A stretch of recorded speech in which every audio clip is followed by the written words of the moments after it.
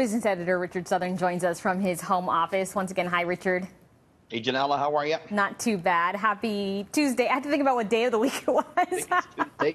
Things are going all right, Janella.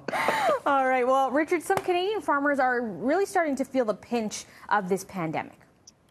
Yeah, I'll tell you, it's one of the real unfortunate side effects we've seen here in recent days in Ontario is that dairy farmers have been literally pouring fresh milk right down the drain. Wow. Now, I know, it's sad to say. It's not that you and I are buying less of it from the grocery stores, Janella, not at all.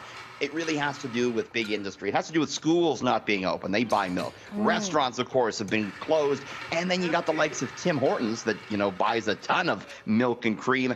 They're selling probably less coffee right now. So all that combined means there's just too much milk out there, and they got to throw it down the drain. The dairy farmers of Ontario say they only do this when it's absolutely necessary. It's very rare. They do point out, though, that there's no risk of any milk or cream shortages at the grocery store. Okay. Meantime, farmers across Ontario and the rest of Canada, they are facing perhaps crop losses because of foreign worker delays. You see, mandatory quarantines of seasonal workers means they might not get to Canada fast enough. Here in Ontario, the asparagus crop is going to come in the next couple of weeks, and asparagus farmers say unless they can get foreign workers here by mid-April, they might not be able to harvest a lot of that asparagus crop when it comes in May. Same story with the fruit farmers. They're worried about not harvesting as much fruit. And Janella, that could have the side effect of pushing prices up as well. So farmers, they're starting to hurt here amid this. Wow. All right. So we've heard of the stories about the passengers on stranded cruise ships in the recent weeks. I mean, it doesn't look like anybody really wants to be taking a cruise anytime soon. But one cruise company is actually receiving a major boost today financially. Carnival Cruise Lines. Stock went way up today. It was up more than 20% at one point, closed higher by about 11%.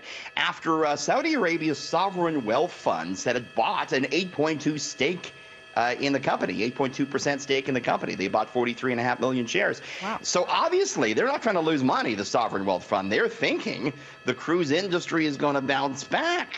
Not everyone agrees with that. As you say, the stories have not been good. Some of the boats have literally become their own COVID-19 epidemics. I guess, Janella, there's two schools of thought on here. Someone reached out to me on Twitter today. I was doing this story on 680, and they said, listen, most of the business on cruise lines is repeat business. And those of us that love going on cruises can't wait for the prices to be cheap when the cruise lines start up again. So maybe they will see an uptick in business, or maybe the bad press might decimate them. Who knows? But at least the Sovereign Wealth Fund is betting on a rebound. Yeah, I guess they figured buy low, right? And it's certainly low. The stock's down 80% on the year, so it's low for sure. Yeah, and I think you're right. There's kind of two camps when it comes to cruise ships. There's the people like me who before this wanted nothing to do with the cruise ships, and I think this is exactly the reason why. Just feeling the idea that you're kind of trapped on a boat and you can't get off. But other people who swear by it, they go on cruises multiple times. They love it, and everyone loves a friendly. deal, and you're going to see some crazy deals when this is all over with. Yeah, I think people are also starting to think about travel and flights and all that stuff, maybe for December and on, right? Yep. Okay, so we saw some significant gains on the market yesterday, and did that momentum continue today?